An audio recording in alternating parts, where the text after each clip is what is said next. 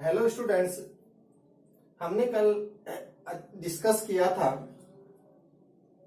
Protein के विकृतीकरण और protein की संरचना के आधार पर। और प्रोटीन की संरचना है उसको चार भागों में हमने विभक्त किया था: प्राथमिक संरचना, द्वितीयक संरचना, तृतीयक संरचना और चतुष्क संरचना। उसके बाद में अध्ययन किया था प्रोटीन के विकृतीकरण, और प्रोटीन का जो विकृतीकरण है वो भी दो प्रकार का था, अनुत्क्रमणीय और दूसरा है उत्क्रमणीय विकृतीकरण। उसके बाद में अपन ले रहे हैं टॉपिक प्रोटीन के प्रकार। जिस प्रकार एमिनो अम्लों का वर्गीकरण किया था, अर्थात एमिनो अम्ल है उसको किस आधार पर कितने भागों में विभक्त किया गया था, उसी प्रकार प्रोटीन है उसको वर्गीकरण करने के भी दो आधार है। पहला आधार है संगठन के आधार पर और दूसरा है जल अपघटन के आधार पर। तो संगठन के जो आधार हैं, संगठन के आधार पर प्रोटीन को दो भागों में विभाजित किया जाता है। पहला है रेशेदार प्रोटीन और दूसरा है दानेदार प्रोटीन।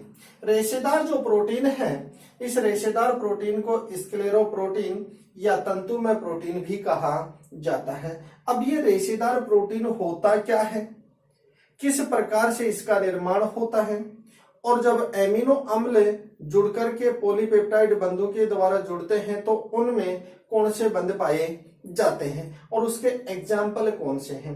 तो रेशेदार प्रोटीन है यानी इस प्रकार के जो प्रोटीन है इनका निर्माण एमिनो अम्लों के यानी इस प्रकार के प्रोटीन के निर्माण में एमिनो अम्ल रेखीय क्रम में क्या होता है कि व्यवस्थित होते हैं, अर्थात एमिनो अम्लों के रेखीय क्रम में व्यवस्थित होने से रेशेदार प्रोटीन का निर्माण होता है। जब ये रेशेदार प्रोटीन का निर्माण होता है तो इस रेशेदार प्रोटीन में एमिनो अम्लों की पॉलीपेप्टाइड जो श्रृंखलाएं हैं उन श्रृंखलाओं के मध्य अंतर आणविक हाइड्रोजन बंध पाया जाता है। तो ये तो हो गई रेशेदार प्रोटीन होता क्या है और उनमें किस प्रकार से पॉलीपेप्टाइड श्रृंखलाएं जुड़ी होती हैं। बात करें इसके एग्जाम्पल की तो एग्जाम्पल है इनके क्रेटिन, कोलेजन और मायोसिन।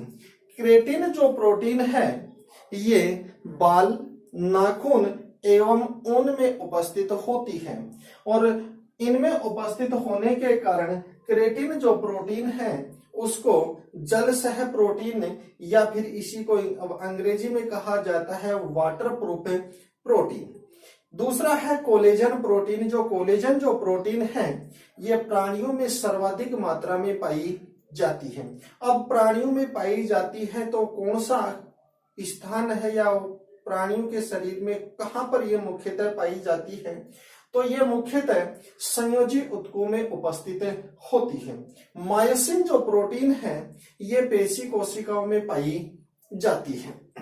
बात करें सेकंड दानेदार प्रोटीन, तो दानेदार प्रोटीन इसी को कहा जाता है गोलिकामय प्रोटीन। तो गोलिकामय से स्पष्ट हो रहा है कि इसमें जो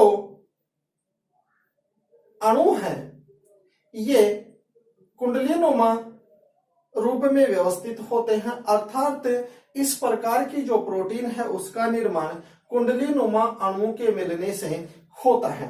और इस प्रकार की जो प्रोटीन है उनमें एमिनो अम्लों की जो पॉलीपेप्टाइड जो श्रृंखलाएं हैं उनके मध्य अंतर आणविक हाइड्रोजन बंध या अंतर अणुक हाइड्रोजन बंध पाया जाता है।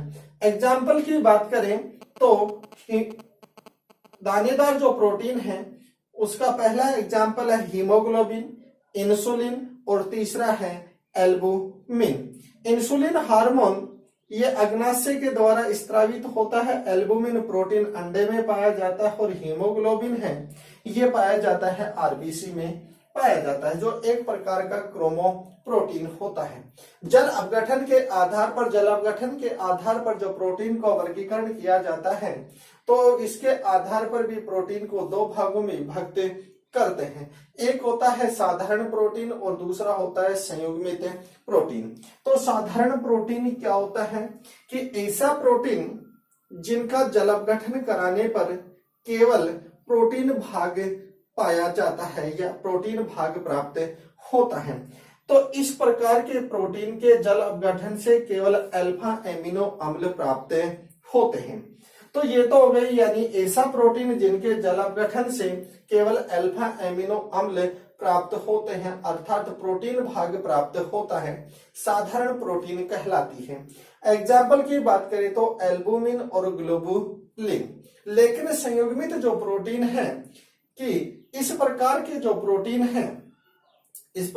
प्रोटीन है उनका जब जल अपघटन किया जाता है तो प्रोटीन भाग के साथ साथ अप्रोटीन भाग भी प्राप्त होता है। इस अप्रोटीन भाग को कहा जाता है प्रोस्थेटिक समूह। अब इनके एग्जाम्पल की बात करें तो जो संयुग्मित जो प्रोटीन है उसका उदाहरण है न्यूक्लियोप्रोटीन, न्यूक्लिक अम्ल। क्रोमोप्रोटीन के एग्जाम्पल हीमोग्लोबिन, क्लोरोफिल, हीमोसाइनिन और ग्लाइकोप्रोटीन का है मायोसाइनिन या माइसिन। ये हो गया प्रोटीन के